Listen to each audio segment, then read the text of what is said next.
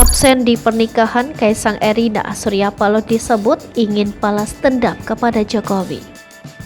Direktur Eksekutif Trias Politika Strategis, Agung Baskoro menilai Ketua Umum Partai Nasdem Surya Paloh tampaknya ingin membalas dendam terhadap Presiden Joko Widodo.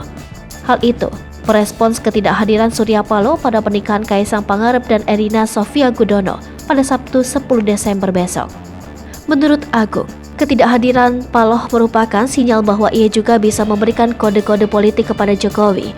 Selain itu, Agung juga menilai ketidakhadiran Surya Paloh juga bisa menjadi pertanda bahwa KPI semakin mengkristal sebagai koalisi yang serius digalang oleh Nasdem, Demokrat, dan PKS.